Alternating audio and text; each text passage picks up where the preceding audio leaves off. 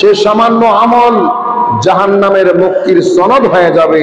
এই জন্য ইমানদার বান্দাদের ইমানের সাথে সাথে মুমিন হওয়ার পরে ইমানের চাহিদা হচ্ছে নেক আমল করা। সুবহানাল্লাহ। কি আমল করা? নেক আমল। আমরা বলি মানুষটা নেককার। নেক মানি সৎ, কার মানি কর্মী, সৎ কর্মী। নেক আমল, ভালো আমল, সৎ আমল, যে আমল করলে সওয়াব হয়, যে আমল করলে আল্লাহ খুশি হয়, নবীজি খুশি হয়, আল্লাহর পথে নবীর পথে সন্তুষ্ট হয়, ওই আমলের নাম হচ্ছে নেক আমল। সুবহানাল্লাহ। এবং নেক আমল কাকে বলে? যে আমল করলে জান্নাত পাওয়া যায়। নেক আমল কাকে বলে? যে আমল করলে আল্লাহ রাজি হয়। নেক আমল কাকে বলে?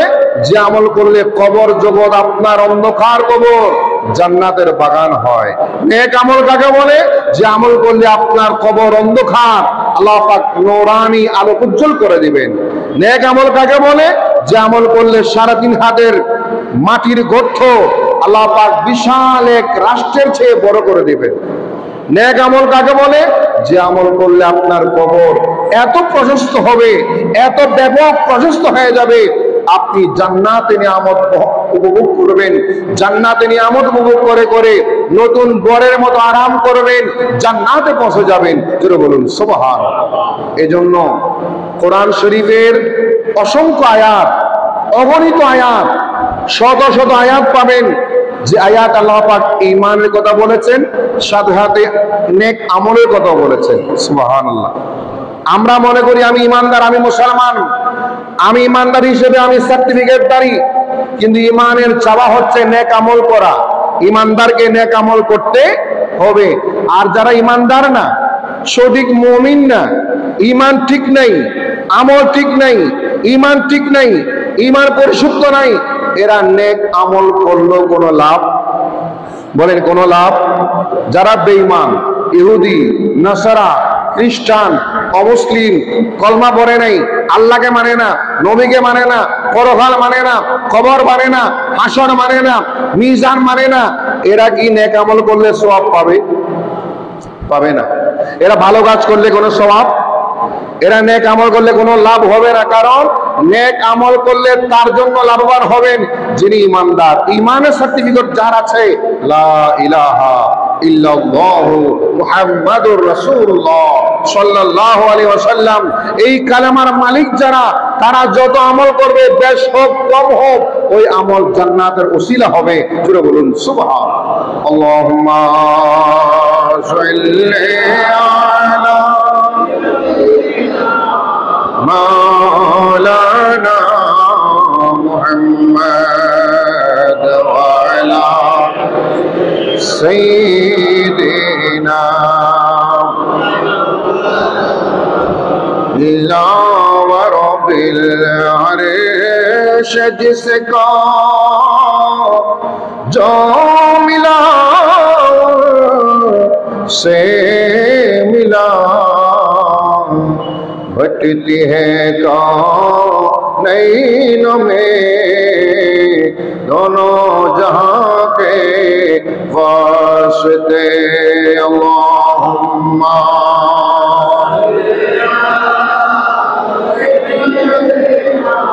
मौलाना मुहम्मद व अला सय्यिदिना।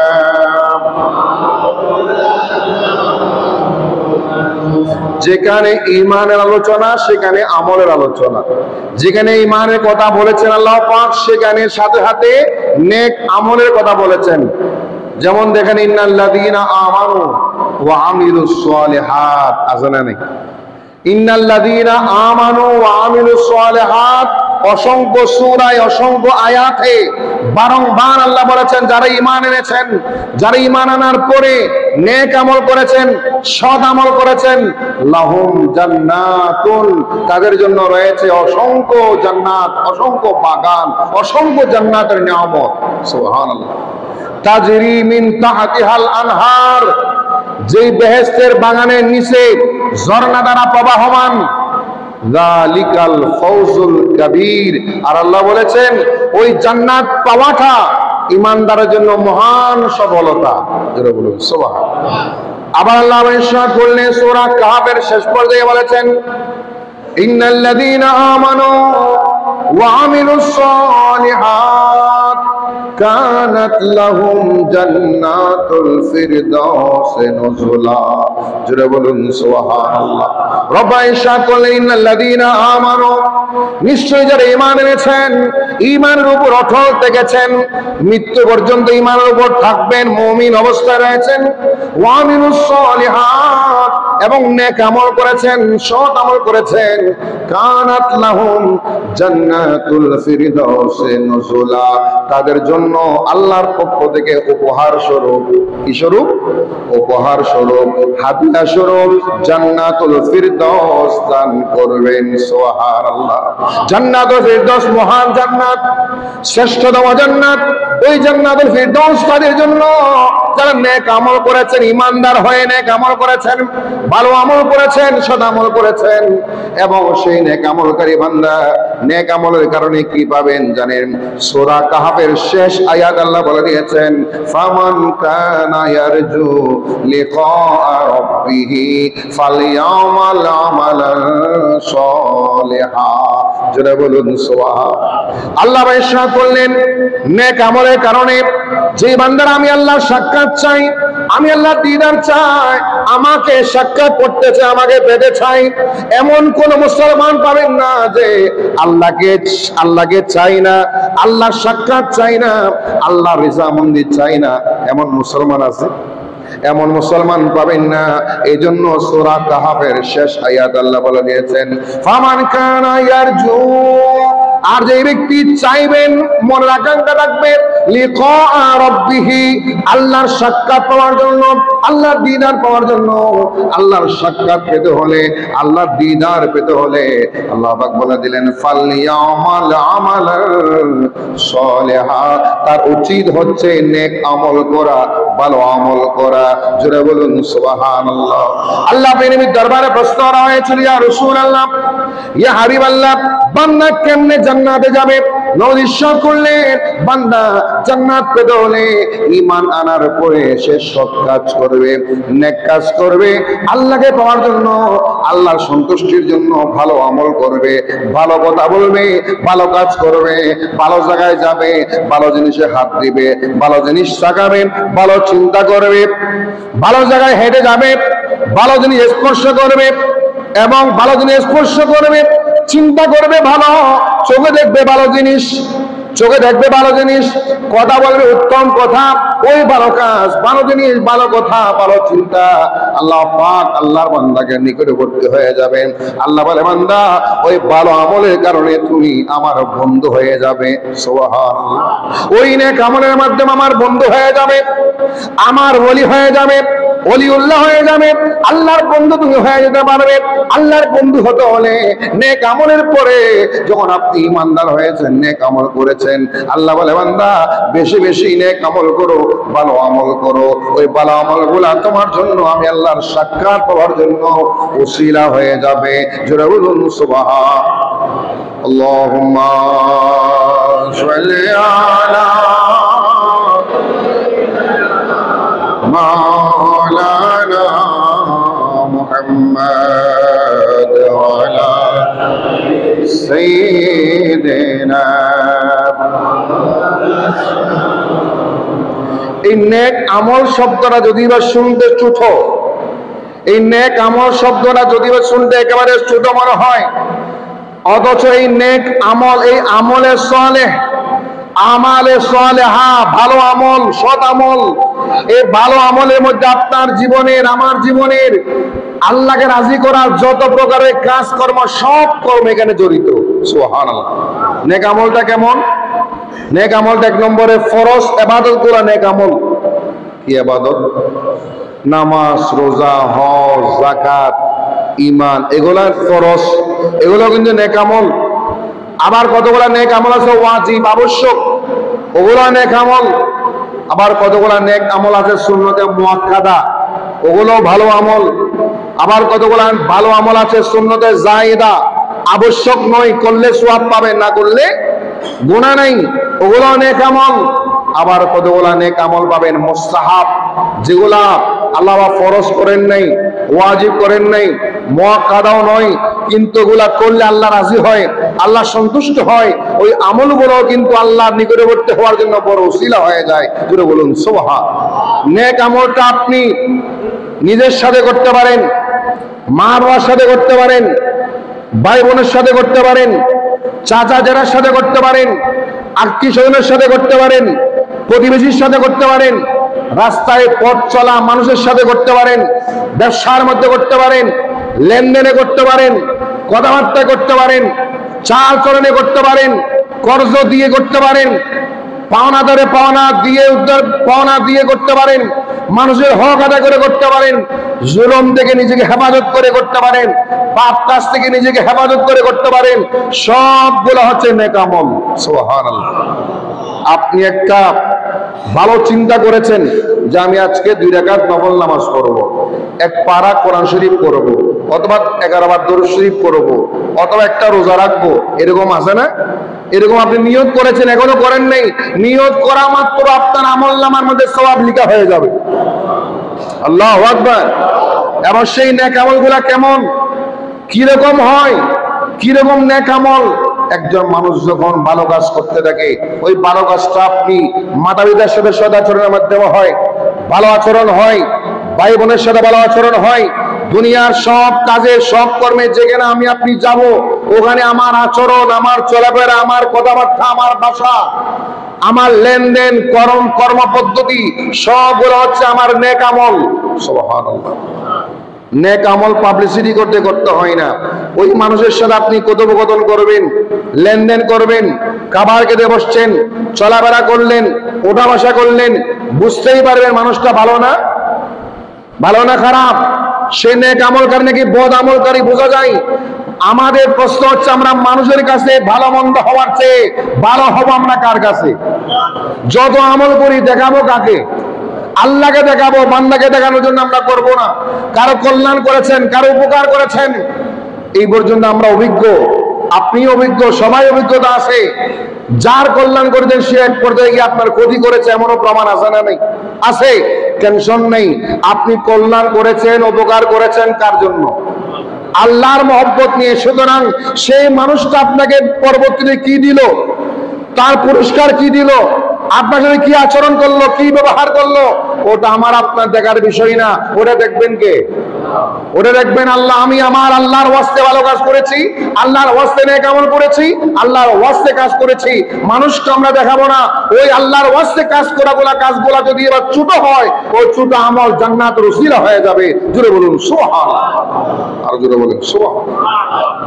আমরা মানুষ হয়ে মানুষের সাথে বন্ধুত্ব রাখি, ভালোবাসা রাখি, কাউকে হিংসা করব না, কারো কল্যাণে আমরা হিংসা করব না, কারো উন্নতিতে আমরা হিংসা করব না। এই একটা জিনিস যদি আমরা মনে রাখতে পারি, জান্নাত আপনার জন্য নিশ্চিত। সুবহানাল্লাহ। মুসলিম শরীফের হাদিস, বুখারী শরীফের হাদিস খানা পাবেন।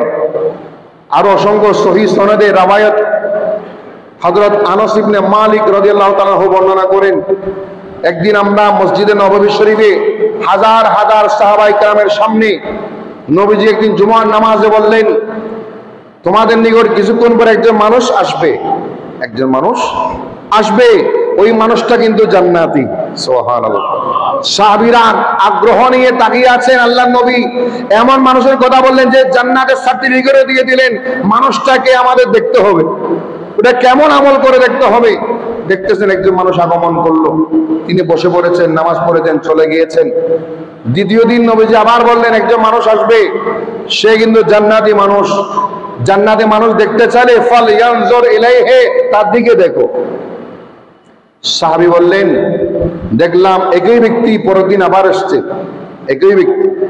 তৃতীয় দিন নবীজি আবার বললেন একজন জান্নাতি মানুষ আসবে, ওই মানুষটাকে তোমরা দেখো, সে জান্নাতি। তৃতীয় দিন আবার সে মানুষটা আসলো। আব্দুল্লাহ ইবনে আমর ইবনে আল-আস রাদিয়াল্লাহু তাআলা তিনি বলেন, আমার মধ্যে একটা কৌতূহল জাগ্রত হলো, আমার মধ্যে একটা আগ্রহ জাগ্রত হলো, এই মানুষটা এত কি আমল করে যে আমলের কারণে নবীজি 3 বার তাকে জান্নাতি বলেছেন। আল্লাহু আকবার। এখন আমি পরীক্ষা করতে চাইলাম, যাচাই করতে চাইলাম মানুষটা কি আমল করে আমি দেখবো। একদিন আমি কি করলাম, তার বাড়িতে চলে গেলাম, বাড়িতে গিয়ে একটা কথা বললাম, ভাই আমার বাড়িতে একটা সমস্যা হয়েছে, আপনার ঘরে আমি 3 দিন মেহমান হিসেবে থাকতে চাই। সুবহানাল্লাহ। কয়দিন? 3 দিন কি হিসেবে? মেহমান হিসেবে। তৎকালীন সময়ে সাহাবায়ে কেরাম মেহমান পেলে খুশি হয়ে যেতেন, মেহমান আসলে আনন্দিত হয়ে যেতেন।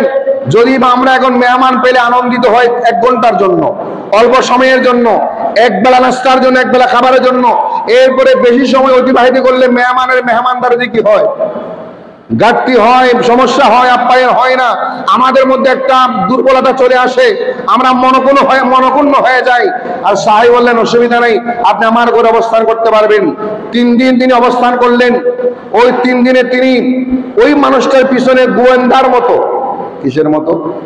গোয়েন্দার মতো তাকিয়ে আছেন। তিনি রাত্রিবেলা কি করেন, দিনের বেলা কি করেন, কোথায় যান, কি আমল করেন, কি আমল করেন, ওগুলা তিনি যাচাই বাছাই করেন।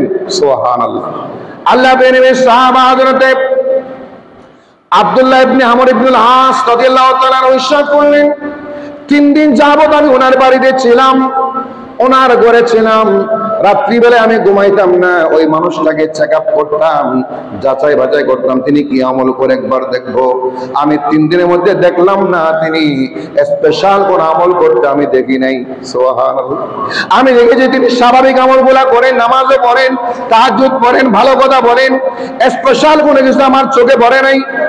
রাত্রিবেলা তিনি ঘুমিয়ে পড়েছেন, ফজরের নামাজের জন্য জাগ্রত হয়েছেন, ফজরের নামাজ পড়েছেন, ভালো আমলগুলা করেছেন। স্পেশাল কোন এমন আমল করতে আমি দেখলাম না যে আমলগুলা আমাদের চেয়ে ভালো করে, অথচ আমরাও করি সে আমলগুলা। আর নবীজি সে মানুষটাকে জান্নাতি মানুষ বলে দিলেন, তার কোন স্পেশালিটি আমি পেলাম না। আমি যখন 3 দিন পরে চলে যাওয়ার জন্য আগ্রহ হলাম, ওই মানুষটাকে বললাম, ভাই আমি চলে যাব, আসলে আমার বাড়িতে কোনো সমস্যা ছিল না, আমার ঘরে কোনো সমস্যা ছিল না, আপনাকে যাচাই বাছাই করার জন্য আপনার ঘরে আমি 3 দিনের মেহমান হয়েছিলাম। নবীজি গত 3 দিন আপনার পক্ষে বলেছিলেন, আপনাকে জান্নাতি বলেছিলেন। আমার মনে কৌতূহল ছিল, আগ্রহ ছিল, নবীজি কেন জান্নাতি বলেছেন, এই মানুষটাকে আমি দেখবো, অথচ আপনার মধ্যে এমন কোন আমল পেলাম না যে আমল করলে আপনি নবীজির পক্ষ থেকে জান্নাতের সার্টিফিকেট পেয়ে যান। ওই মানুষটা বললেন, ভাই আমার মধ্যে স্পেশাল কোন আমল নাই। সুবহানাল্লাহ। আমার মধ্যে স্পেশাল কোন আমল? আর আমরা হলে বলতাম, কি বলেন ভাই, আমি এই আমল করি, কত কিছু করি, নিজের আমিত্ব জাহির করতাম। নাউজুবিল্লাহ বলি, আমিত্ব জাহির করতে আমরা সবাই প্রস্তুত, অথচ সেই আমিত্বটা একমাত্র আল্লাহর জন্য, কোনো বান্দার জন্য না। বান্দার জন্য আমিত্ব চলে, বান্দার নিজস্ব বলতে কিছুই নেই, সব কার? আমি আপনি আনানিয়ত আমিত্ব দেখাবো কার জন্য? আল্লাহর বান্দা হয়ে আমিত্ব দেখানো আমাদের পক্ষে শোভা পায় না। তখন তিনি বললেন, ভাই আমার মধ্যে এমন কোন আমল নাই যে আমল তুমি দেখবে, আমার মধ্যে কোনো আমল না, আমি স্বাভাবিক চলাফেরা করি।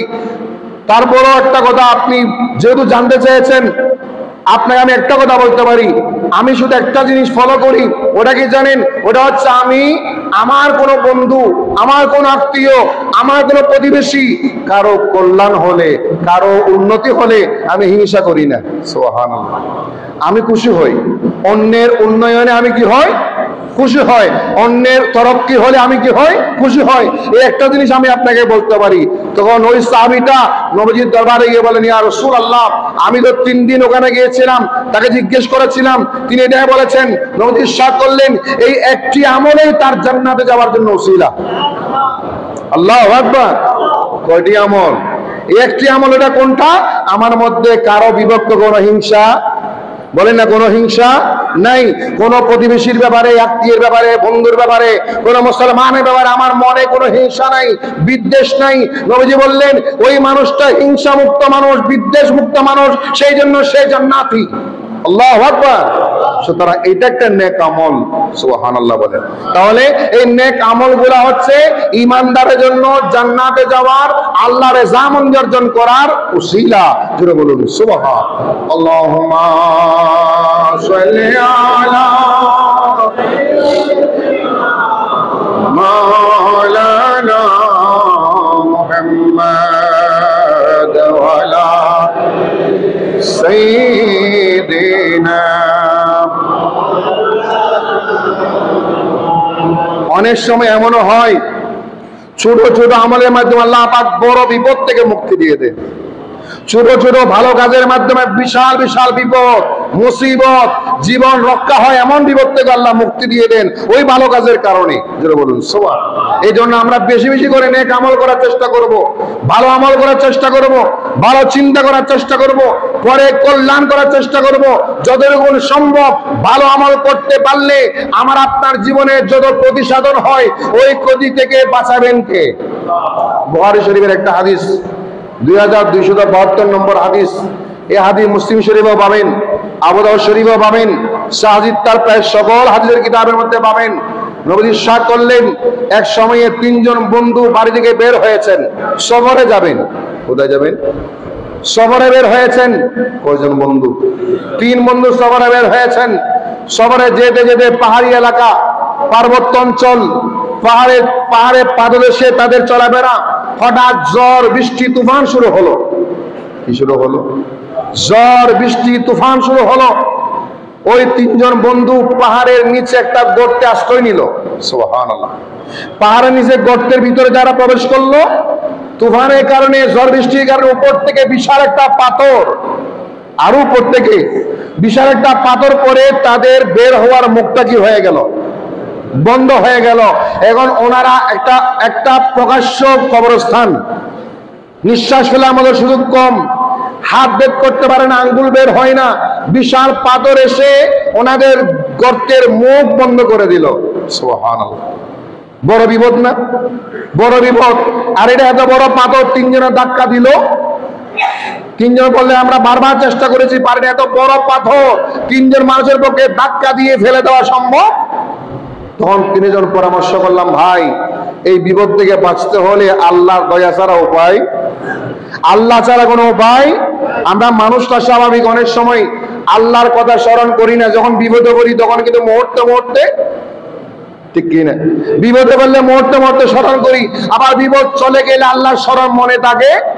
যখন আমরা বিপদে পড়ি, মুসিবতে পড়ি, সমস্যায় পড়ি, রোগ আক্রান্ত হয়, মুসিবতে পড়ে যাই, তখন আল্লাহর নাম বারবার আমরা স্মরণ করি। অথচ বিপদকালীন সময় আল্লাহকে স্মরণ করলে যেভাবে তিনি দেন, বিপদ মুক্ত হওয়ার পরে স্মরণ করলে আরো বেশি দেন। আল্লাহু আকবার। স্বাভাবিক অবস্থায় ডাকলে তিনি আরো বেশি দেন, বিপদে বললে ডাকলে তিনি বিপদ মুক্ত করেন, আর স্বাভাবিক সময়ে ডাকলে তিনি আপনার কল্যাণ করেন। সুবহানাল্লাহ। বল 3 বন্ধু পরামর্শ করলো, ভাই এখন আল্লাহ দয়া ছাড়া কোনো উপায় নেই, একটা কাজ করো, তোমাদের আমাদের 3 জনের জীবনে কোনো ভালো আমল আছে কিনা দেখো, চিন্তা করে ওই ভালো আমল যদি থাকে ওই ভালো আমলের উসিলায় একবার দোয়া করো। ওই উসিলায় দোয়া করলে আল্লাহ হয়তো পাথরটা সরিয়ে দিতে পারেন। জোরে বলুন সুবহানাল্লাহ। কোন আমলের উসিলা? কথা বলেন। ভালো আমলের উসিলা। তাহলে আল্লাহর কাছে পাওয়ার জন্য, আল্লাহর কাছে যাওয়ার জন্য, দোয়া কবুল হওয়ার জন্য নেক আমলের উসিলার কথা হাদিসে আছে না নাই? জোরে বলেন। সূরা মাইদা 35 নম্বর আয়াত, আল্লাহ পাক বলে দিয়েছেন, ইয়া আইয়ুহাল্লাযীনা আমানুত্তাকুল্লাহ ওয়াবতাগু ইলাইহিল ওয়াসিলাতা। হে ঈমানদার বান্দাগণ, তোমরা আল্লাহ পাককে ভয় করো এবং আল্লাহর দিকে, আল্লাহর কাছে উসিলা তালাশ করো। সুবহানাল্লাহ। এই নেক আমল একটা উসিলা, নেক আমল একটা উসিলা। একজন বন্ধু হাত তুলে দিল, ইয়া রাব্বানা আমিন হাকুল হাকিমিন, আমি আমার জীবনে কোন আমল করি নাই, কোনো ভালো কাজ করি নাই, আমার জীবনে তোমার কাছে দোয়া করব এমন কোন আমল আমার জীবনে নেই। একটা আমল আমার আছে, ওই আমল দিয়ে আমি, যদি তুমি সেই আমলটা ভালো আমল মনে করো, যদি তোমার কাছে সেই আমলটা ভালো আমল মনে হয়, ভালো আমল হিসেবে কবুল হয়, তাহলে তুমি আমাদের এই পাথরখানে একটু সরিয়ে দিবে। জোরে বলুন সুবহানাল্লাহ। একজন বলল, আল্লাহ রে, আমার জীবনে কোনো নেক আমল নাই। আমি বাজারে ব্যবসা করতাম, সন্ধ্যাবেলা বাড়ি যাওয়ার সময় ভালো একটা পাত্রে দুধ নিয়ে যেতাম আমার মাকে খাওয়ানোর জন্য, বাবাকে খাওয়ানোর জন্য। আমার ঘরে বৃদ্ধ মা ছিল, ওই মার জন্য প্রতিদিন আমি 1 গ্লাস দুধ নিয়ে যেতাম। সুবহানাল্লাহ। একদিন আমি বাজার থেকে যেতে দেরি হয়ে গেল, একটু রাত হয়ে গেল। রাত হয়ে গেলে আমি ঘরে গিয়ে দেখি আমার মা ঘুমিয়ে পড়েছেন। আমি মনে বড় ব্যথা পেলাম যে আজকে আমার মাকে দুধ পান করাতে পারলাম না, দুধ পান করাতে পারলাম না, পেরেশান হলাম।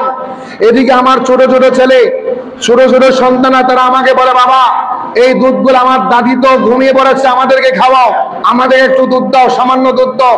আমার ছেলেরা আমাকে কোমরে জড়িয়ে ধরেছে, পায়ে পড়েছে আমার মা দুধগুলা ছেলেদেরকে দেওয়ার জন্য। সেই দিন আমি হৃদয়ে পাষাণ হৃদয় হয়ে আমার ছেলেদের প্রতি আমি দয়া করি নাই, মায়া করি নাই, ছেলেদেরকে ফুটা দুধ আমি দিই নাই। আমার মায়ের মহব্বতে সেই দুধগুলো আমি মার জন্য রেখে দিয়েছিলাম। অনেক রাত হয়েছে, মা জাগ্রত হলো, মাকে খাওয়াইছিলাম। ছেলেদের প্রতি আমি সেই দয়া মায়া দেখাই নাই একমাত্র মার কারণে। জোরে বলুন সুবহানাল্লাহ। একমাত্র মার কারণে। চিন্তা করে মার জন্য দুধ এনেছেন, ঘুমিয়ে পড়েছেন, ছেলেরা বারবার চাওয়ার পরও ওনাদেরকে দেয় নাই, ছেলেদেরকে দেয় নাই। আর তিনি বলেন, আল্লাহ রে, এই কাজটা যদি তোমার কাছে ভালো আমল মনে হয়, এই কাজটা যদি তোমার কাছে নেক আমল মনে হয়, তাহলে পাথরকে একটু সরিয়ে দাও। দোয়া করতে দেরি, পাথর দেখা যাচ্ছে 3 ভাগের 1 ভাগ সরে গেল। আল্লাহু আকবার। পাথর 3 ভাগের 1 ভাগ সরে পড়ল, বের হওয়ার সুযোগ নেই। সামান্য পাথর সরে গিয়েছে। একটা ছোট নেক আমলের কারণে মাকে দুধ পান করিয়েছেন এবং মার জন্য দুধ বরাদ্দ ছিল, ওরা ছেলে সন্তানের প্রতি দয়া করেন নাই, ছেলেদেরকে দেন নাই। মার জন্য অতিরিক্ত ভক্তি ও মহব্বত ছিল, ওই ভক্তি মহব্বতের কারণে আল্লাহ তাদের বিপদ থেকে মুক্তির জন্য পাথর 3 ভাগের 1 ভাগ সরিয়ে দিলেন। আল্লাহু আকবার। তাহলে মা বাবার প্রতি সন্তানদের মায়া মমতা দায়িত্বশীল ভূমিকা রাখার দরকার আছে না নেই? জোরে বলেন আছে না নেই? আমি যুবক ভাইদেরকে বলবো, যাদের মা বাবা আছে সবাইকে বলবো, এই মা বাবা আপনার দুনিয়াতে জীবন্ত অবস্থায় বড় নিয়ামত। জীবিত অবস্থায় মা বাবা থাকা অবস্থায় জান্নাত নিশ্চিত করতে পারাটা নেককার সন্তানের আলামত। মা বাবা জীবিত অবস্থায় জান্নাত নিশ্চিত করতে পারলে ওই জান্নাত আর কেউ নিতে পারবে না, আপনি নিশ্চিত জান্নাতি। সুবহানাল্লাহ বল।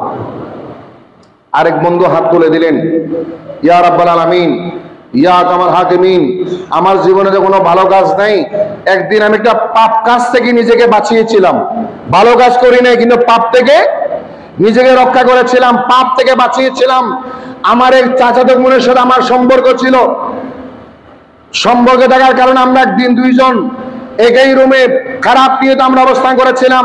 হঠাৎ আমার চাচাতো বোন আমাকে ডাক দিয়ে বলল যে, হে আমার চাচাতো ভাই, ইত্তাকিল্লাহ, তুমি আল্লাহকে ভয় করো। সুবহানাল্লাহ। তখন তার আহ্বানে আমি আল্লাহর ভয়ে ওই দিন অবৈধ আমল থেকে সরে দরজা খুলে বের হয়ে গিয়েছিলাম। তখন তিনি বললেন, আল্লাহ, আমি সেই দিন একমাত্র তোমার ভয়ে জেনা ব্যভিচার থেকে নিজেকে রক্ষা করেছিলাম। ওই দিনের সেই ভয়টা যদি তুমি কবুল করো, এই পাথরগুলো সরিয়ে দাও। সুবহানাল্লাহ। ওই দিনের ভয়টা কার? এই জন্য অবৈধ রিলেশন, অবৈধ সম্পর্ক, এটা স্পষ্ট হারাম। স্পষ্ট কি? হারাম। যদি বা বর্তমান সময়ে একেবারে আমাদের সমাজে গড়ে গড়ে সব জায়গায় সাইলাম, এটা কিন্তু মহামারী, একটা বড় একটা মহামারী রোগ, যা আপনার চরিত্রকে কন্ট্রোল করতে না পারা, নিজের যৌনতাকে কন্ট্রোল করতে না পারা, অবৈধ রিলেশন করা, প্রেমের সম্পর্ক করা, এটা স্পষ্ট হারাম। আর এই হারামে জড়িত হওয়ার কারণে আপনার উপর গজব, আযাব, লানত সবগুলো হয় আল্লাহর পক্ষ থেকে। আপনার কল্যাণ হয় না, দুনিয়াও বরবাদ, পরকালও দুনিয়াটাও বরবাদ, পরকালও বরবাদ। অবৈধ রিলেশনের কারণে এবং এই হারাম কাজে জড়িত হওয়ার কারণে আল্লাহ আমাদের হেফাজত করুক, আমিন। আমাদের সন্তানদের হেফাজত করুক, আমিন। পুরো সমাজকে এই মহামারী থেকে হেফাজত করুক, আমিন। দোয়া করেছেন, আল্লাহ, এই ভয়টা যদি তুমি কবুল করো, পাথরখানা সরিয়ে দাও। সাথে হাতে পাথর আরেক ভাগ সরে গেল, 2 ভাগ সরে পড়েছে এই একটা নেক আমলের কারণে। এই আমলটা কেমন? পাপ কাজ থেকে নিজেকে হেফাজত করেছেন, এই আমলটাই তার বিপদ থেকে মুক্তির আলামত হয়ে গেল। আল্লাহু আকবার। আরেক বন্ধু দোয়া করলো, আল্লাহ, আমার একজন কর্মচারী ছিল, 1 মাস চাকরি করেছে, চাকরি করার পরে বেতনের টাকা না নিয়ে সে কোথায় চলে গেছে। বেতনের টাকা না নিয়ে এরকম যায় না? অনেক সময় চাকররা, কর্মচারীরা বেতন না নিয়ে পালিয়ে যায় না? অথবা কোনো বাড়িতে চলে গেছে, আর আসে নাই, আসে না? আসে। আমি কি করলাম, তার বেতনের টাকাগুলা দিয়ে রেগে রেগে ব্যবসায় বিনিয়োগ করলাম। ব্যবসা করতে করতে আমি একটা ছাগল কিনলাম। ওই ছাগল থেকে বাচ্চা হতে হতে বিশাল ছাগলের পাল হয়ে গেল। আবার গরু কিনলাম, গরু বড় হতে হতে বাড়তে বাড়তে বিশাল গরুর খামার হয়ে গেল। এভাবে তার ওই টাকাগুলা দিয়ে আমি ছাগল, গরু, মহিষ, চাষাবাদ, বিশাল লক্ষ লক্ষ টাকার একটা ব্যবসায়িক অবস্থান আমার হয়ে গেল। অনেক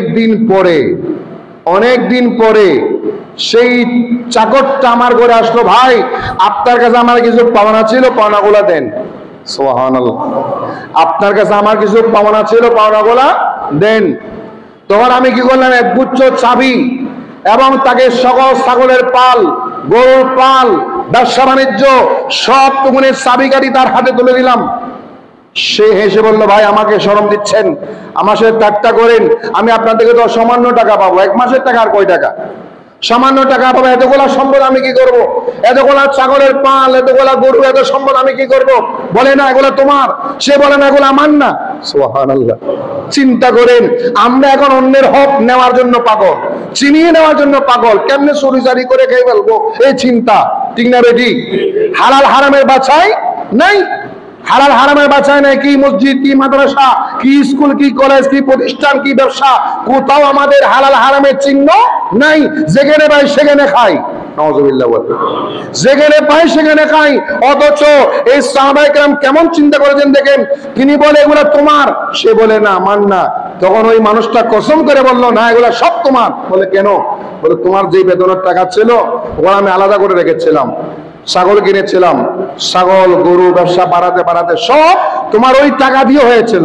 সুবহানাল্লাহ, আজকে সে সবগুলা সম্পদ আমার না, এগুলো মূল বিনিয়োগ তোমার টাকা, মূল বিনিয়োগ তোমার টাকা, সুতরাং লাভ যা হয়েছে সব তোমার।